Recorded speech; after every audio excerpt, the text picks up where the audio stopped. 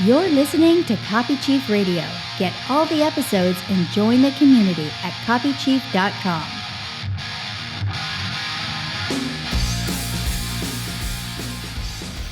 Hey, everybody. Good to see you. Welcome to Copy Chief Radio. It is me. It's your buddy. It's your Kev. The world of marketing has shifted so much over the last 2-3 years, not just because of AI, but because we're becoming, thanks to our friend the internet, more and more every day, a global society. And opportunities that live in one place can be brought to another place. And it's very interesting, the differences in culture and language, which we're going to get into today, culture and language, with Victoria Franco, my good friend, an amazing copywriter, a really bright person and thinker who happens to be a native Spanish language human and has mastered the art of writing in English for English audiences and works with very high-level clients doing that. But the real superpower we're uncovering here, Victoria, as your career develops, is this idea of transcreation.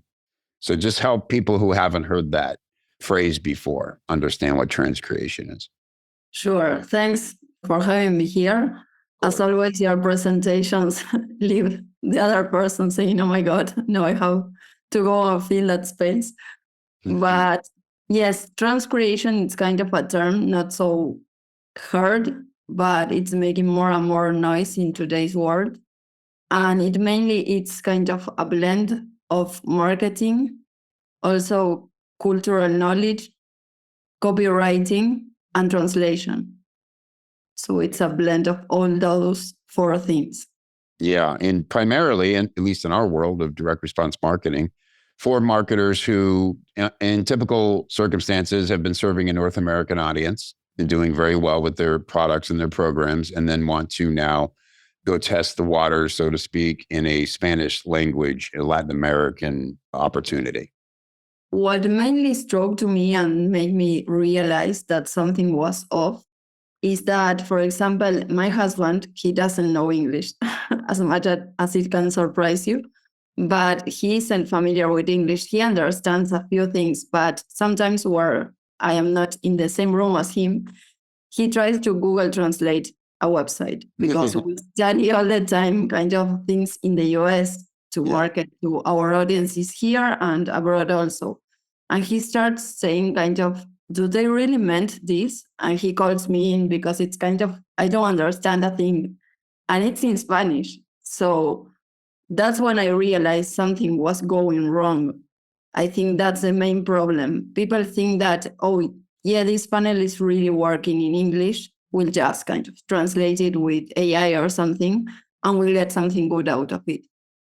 And no, it doesn't, because there is a lot of nuances and things to that. Well, you've shown me several examples of websites that will have a pull-down menu for different languages. And if you click it and go to Spanish, it's just a garbled mess. Absolutely. Yeah. And the thing is that you say, well, they have the two flags. And I, for example, was looking at a page of a very well-known brand that does kind of supplements and that kind of stuff. And it was so pushy, salesy, and that doesn't work, for example, for Latin America. It works for the US, but here people need kind of authority first, trust, and a lot of things, not just kind of, you can take 3 for the price of 2, and it's kind of, no, and I'm closing that page. So people aren't buying in that way. Interesting. Mm-hmm. Yeah. The way you talk about your service is nuance. So much of what it is these nuance, and it's even a bigger word than nuance, really, because it's almost like offensive. We're not even down to nuance in a lot of these cases, but that's really interesting. What you just said there alone is like, they may be compelled to buy a bottle of a supplement, but then when the next thing they see is, hey, you could have 3 bottles for the price of 2, they get turned off, and now they're questioning their decision from the beginning. Yeah. Yeah, absolutely. And as you said, nuance, it's kind of, it's broader. The thing, it's also about research and a lot of stuff that doesn't happens many times. And you would think, well, big brands have this sorted in a way. And I know a case, there are many cases, but this was really funny for me when I was researching. It was Honda, that it's very well known. It's a huge brand. And they decided to launch a model of a car named Fita. In Danish, that means vagina. So they didn't knew that. Wow. They did a pre-launch, and the worst part was that the tagline was small on the outside, big on the inside. Oh my goodness. So it was terrible. That's horrible. Oh, And people were kind of, why people aren't buying? And they made a research, and who would want to go with a car that says Fita Giant in the front and even has that tagline? It was horrible. So you would think that Honda has it sorted. Right. No. I mean, let's just look at that. A giant brand automaker who almost launched a new model of a car in the most comically sort of offensive way possible for a Latin market. Incredible. Yeah. So just goes to show, if you're Billy Joe Bob, solopreneur or small company, and you're like, oh man, I'll just Google Translate this. God knows what's being said. And, look, to take people behind the scenes, you and I have been working very closely together on taking one of my offers and translating it and recreating it for the Latin American audience. And you basically took it and redid it from scratch. You remade all the videos, you written all the copy, and along with our friend Dave Maswery, who's multilingual and is incredible copywriter on his own. What we've taken this project as is a learning tool to discover all the different places. One little word could be misrepresenting the entire message of the ad or the piece, or even somewhere in the program. Creating that disconnect, it just shows that you didn't care enough to get it right if you do it wrong. That's right. Yeah, because for example, if you would say you would promise money or things like that, there are subtle ways of saying that in English, for example. But in Spanish, it's more the transformation. It's the emotion that you ignite in people. It's not that much. Yes, of course, we want to make money. People in Latin America want to do business, of course. I'm not saying that.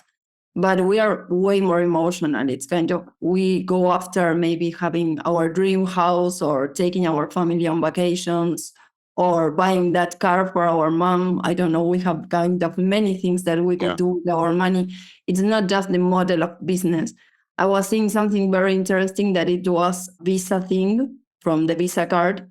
They were sending packages to people with small kids in the US, so that they started learning about money and all that stuff. And I think that's incredible. We don't have that kind of education here. And it's money, it's you have it in a bad way, doing something that it's quite legal, or you had someone help you. It's you can't have money because you did something right. So the relationship... You got lucky in this family money, or there's some access to money via other people, because in Latin America, it's all family and it's all relationships. And like you said, that was a really salient point you said. It's it's not status, really. It's not like I want to show off and I want to have the badass car. It's no, I want to be able to take my family somewhere and have an amazing experience. I want to take care of my mother, or move my ailing parent into my home, or whatever it is. It's about the meaningful thing you can do to help those around you have a better life, not just you. Absolutely. Yeah, that's totally on point. That's how we operate. I could say it's DNA. And again, and unless you are immersed in that culture, you just don't know that. It's been interesting for me, because here you are, and because I have the greatest of trust in you. I know your integrity. I know your character.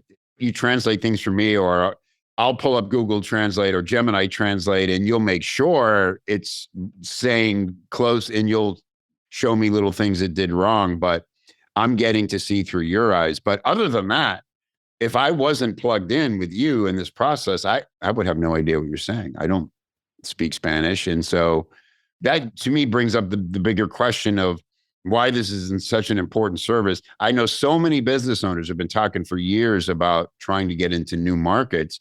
The holdup is what we're just talking about, is well, I don't speak the language, so I'm very scared of being misrepresented or doing it wrong. And then two, even if you get the copy to work, and the funnel to work, well, now you have to deliver that product in another language with character and with the right intent. So there's a lot of friction in this proposition, but the opportunity is huge and absolutely worth going through it. Yeah, absolutely. It's the opportunity. And as you said, I understand kind of the fear because I have been talking with coaches and founders. They have kind of digital products that they could sell because, of course, they won't go and learn Spanish and coach people in Spanish, but they have things they can deliver. And it's kind of, we did it, but it didn't work. I don't know if I should keep trying. There are so many different things. It's just not the language or the culture, not nuances and all that stuff. It's also how you market to people. Because, for example, in the US, WhatsApp starts to be relevant now. Yeah. But here in Argentina or in Latin America, it's kind of a thing of every day. We use more WhatsApp and maybe social media than email. Right. So if we are trying to sell through email, and maybe your emails are transcreated, but you say they aren't opening them, well, we don't do email that much. Right. It's kind of, we have other channels. So it's kind of the whole system that I help create. Yep. The platforms are completely different where people receive that information.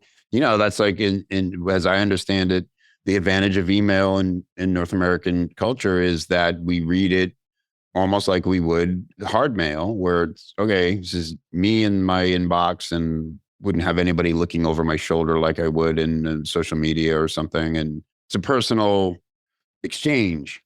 Not the case in Latin America. It's just they don't view email that same way. They use it probably less primarily as a way to communicate. They use DMs.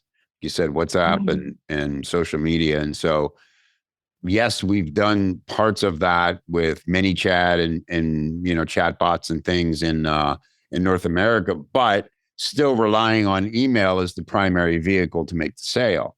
Well, that's kind of flipped now in Latin America. Yeah, it's absolutely flipped. And I think it's because what I was saying, the emotional factor and the triggers and all that, because it's kind of people are looking, for example, if they receive a DM or something from a brand, and it's kind of, they go and look how many followers, how people are interacting with this brand. We need kind of a lot of touch points to really trust a brand. It's not kind of someone will appear in our email and we will go and buy. Right. It's kind of, we do a whole research to make a decision, because as I explained, money for us, it's kind of a pain, and at some point it's kind of something we earned and we want to protect it, and it's kind of, we want kind of throw money at any opportunity. Right. So you got to really, really earn trust, like you said, and so people will do the research. It's not just an instinctive, well, it's $200. It's fine if it's not great, or if I end up not using it. It's like, no, this is $200, and I'm going to make sure I'm making a good investment, because I'm absolutely going to do the work I paid for to try to learn this thing. Absolutely. Yeah. And also that brings another factor. It's kind of all the follow-up, because I have been doing that in Spanish for some brands. And it's kind of, when someone purchases, it's not kind of, well, here you go, you have your course. They need kind of you to take care of them. It's kind of follow-up emails or messages, or I don't know, some channel of support to help them ride along, or answer in the comments, have a section or a community or something. Communities are very relevant here at this moment, because people kind of need to interact with people. So, and I think that won't change with AI. It's kind of, it's going backwards. People are looking more for the human connection than ever. Yeah, 100%. I think we're seeing that across the board, but even more so in cultures where, again, everything's about relationships all the time. Not a lot of people hanging out by themselves in Latin America, I guess, right? Everybody's in groups with family. That's how they exist. It's tribal, very tribal. Absolutely. Yeah.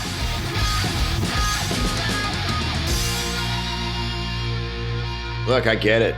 I know there's so many communities, I'm doing air quotes, communities for entrepreneurs out there, all filled with their own version of overnight experts chirping at you from behind the screen. You got your Facebook groups, your clubhouse rooms, just experts galore. How often do you feel like you're being pinballed around from thing to thing and picking up a little bit, a little piece there? How much of that is actually making it into your brain and your fingers and your business and affecting your money? How many of these people are actually out there in the field getting their hands dirty and testing to find out what actually works and what flops? Well, in the Copy Chief community, a real community, you get shoulder to shoulder with the most active, successful marketers working in the trenches today, all while learning from industry legends who rarely teach anywhere else, if ever.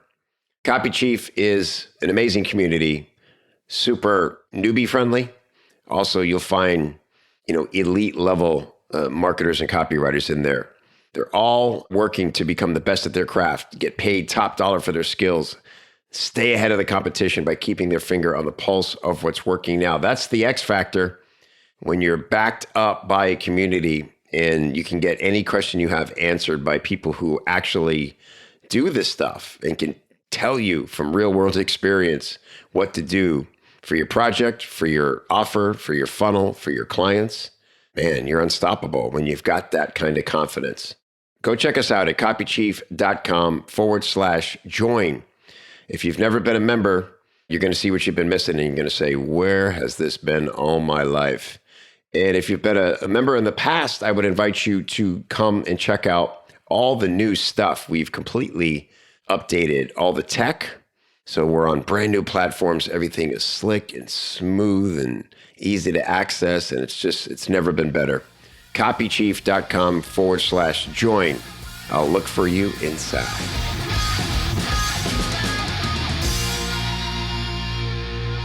I'm excited for you, Victoria, because you are a rare expert in this field because you have done all the hard work to become a very good copywriter and understand the persuasion tools, even traffic.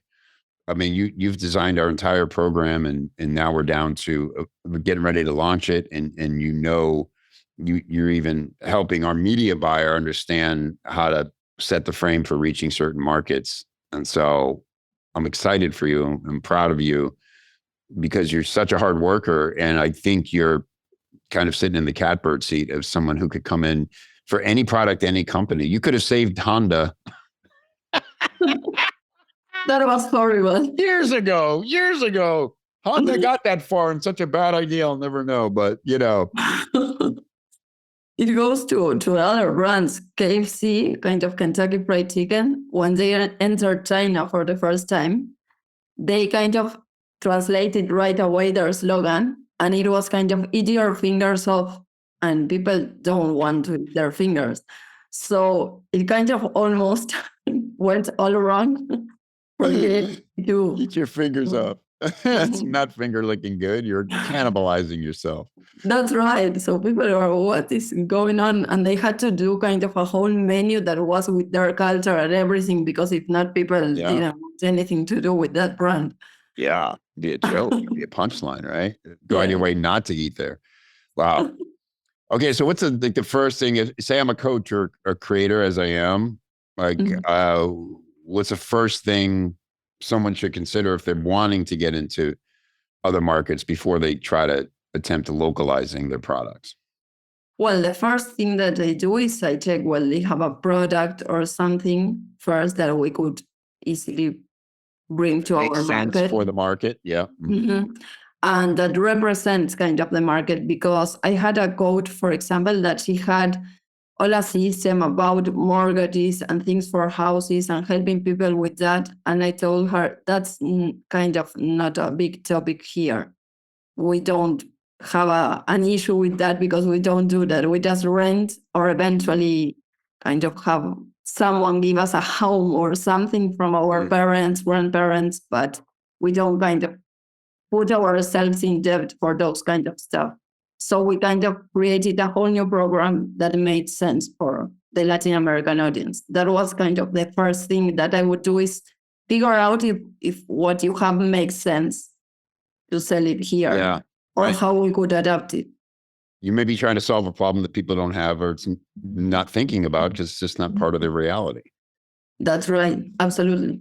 And the other thing then, what we start doing is see all the marketing assets that you have to promote that course. And we start kind of transcreating everything from, I don't know, and I even create many chat flows, WhatsApp flows, DMs, SMS, everything from scratch many times, because that's the thing I think with transcreation is that you have to grab what you have. And I do kind of an interview with the coach or the founder, and I ask them kind of which emotions. It's not so much the first conversation about the product, but more about the emotions and things you want to trigger in people.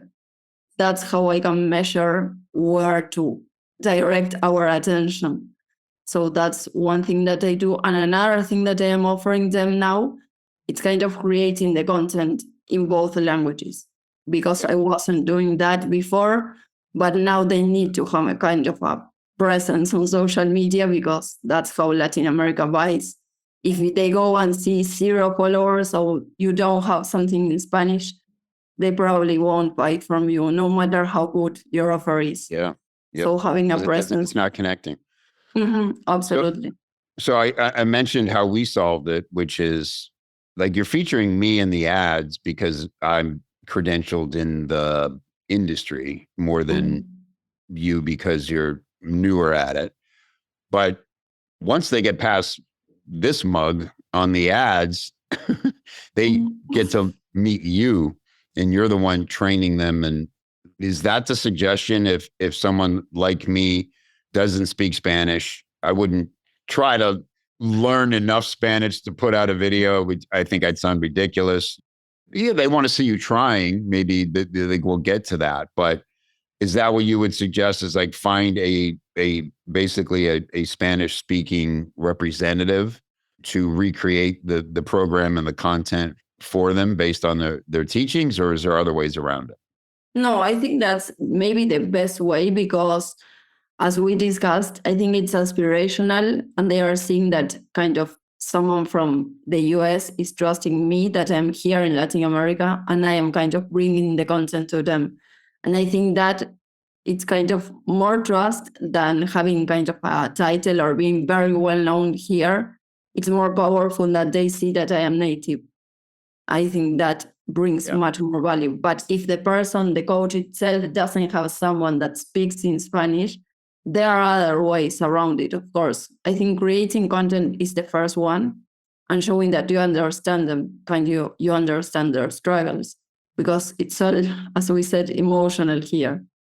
Yeah, like if I wanted to credentialize myself, and I do, to Latin cultures, I would have a conversation with you. Basically, you could ask me questions and tell me, this is a point of emphasis for your sort of original market, but over here, we care about this. What do you say to that? To me, that's the most organic way to show I care about this, but I'm not pretending I understand your reality because I haven't lived in it. Yeah, I think that's really powerful. That's a really good idea, because what we really don't like here in Latin America, it's people kind of faking things. We can see through that. So if you are kind of speaking to me and you are genuinely answering, but you're not trying to sound Spanish or anything or native, they really appreciate that. It's kind of transparency beats everything. You can sell a really expensive high ticket thing if you are being transparent and you are being kind of really direct with what you intend or what you want to sell them, and that will be okay. They just don't want kind of things that aren't clear, Right. that doesn't sell well.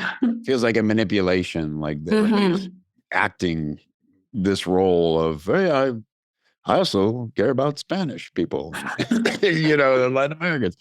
And then, of course, the big question is people think, well, AI's pretty good now and they're going to get better. It's like, but even if, let's just say the actual translation gets to the point where it is a bit nuanced and they're good at avoiding embarrassing mistakes, then we have only arrived at the same issue we have now in English, which is you can still see through the bot copy and it doesn't have that human factor. So if someone's trying to get away with that, let's just try to help them You know, if they're content with AI and trusting AI to do it, how would they then humanize it? Yeah, I heard that case. And what I sent them was a screenshot that was because now LinkedIn, for example, allows you to have that toggle that says Spanish, English. And I did that, and it's for your headline and everything. And for example, I did a Google translation, and my headline sounded like I was a decodification system or something for TVs, or I don't know. And it's kind of, no, I bridge cultures, but it's kind of, I have cultural converter. And so I was kind of a converter all of a sudden in Spanish. And that was really weird. And I did that test, and I told the client, if you want to AI it, go and do it. Then you can come back and I will charge you twice because you did a question now. And then you're asking me to fix it. And that's the worst part, when they are asking you to fix it or kind of review it to see if it's okay. And it would never be okay, because what makes all the difference is if you are just wanting to sell or you're wanting to connect and have kind of a relationship with your audience and kind of be able to sell your thing every time in a good manner. I think that makes all the difference, because people are telling me, I read a great book that it's AI Resilient from Joaquin Lepim that I share with AI you. Resilient. Yeah. You sent that to me. It's a great book. Yeah. That's right.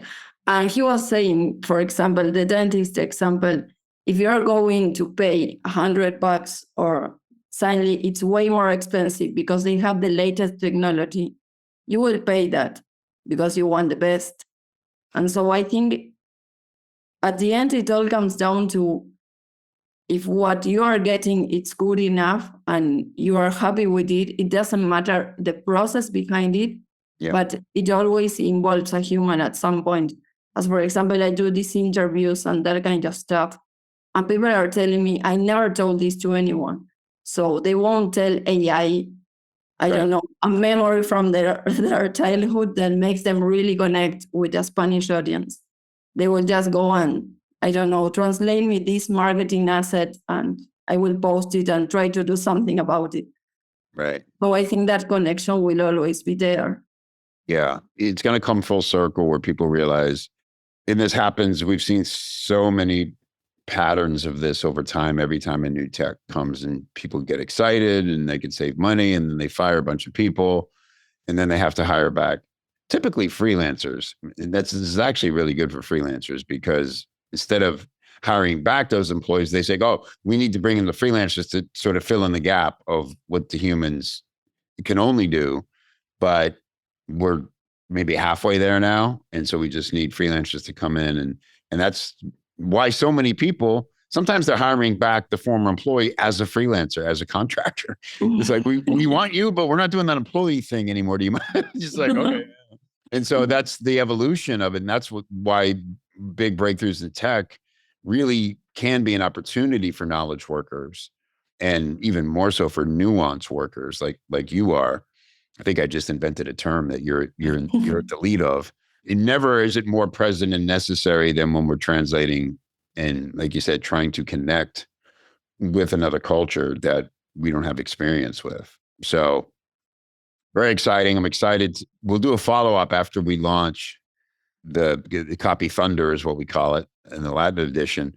And we'll do a whole case study on what we learned and what we're learning from getting the offer out there. It's taking us probably twice as long as we expect, which is true of every project. It always takes longer, but we are determined to get this right. And so we've learned a lot. It's going to be fun to share that. So if somebody is hearing this and says, finally, the person I've been looking for exists, which is you, how do they get a hold of you and talk about working together? The nuanced worker. The nuanced worker, yes. Yeah, I'm on LinkedIn, and I also have my website that it's lotuscopy.com. I have both things working, but mainly I'm on LinkedIn all the time. Okay. Victoria Franco on LinkedIn. Of course, we'll link Victoria's LinkedIn on the show notes. Victoria, thank you. This was fantastic. We're just scratching the surface of this, and excited to learn more from you as we go. Thank you so much for this opportunity, and I am excited to now be the nuanced worker. Yes. So grateful that. The one and only, the original. You heard it here first, everybody. The nuance worker. Talk soon. Bye. Hey, don't forget your goodies. Head over to copychief.com/copychiefradio to get some great free stuff to help you put the things you hear on the show into action for your business. copychief.com/CCR.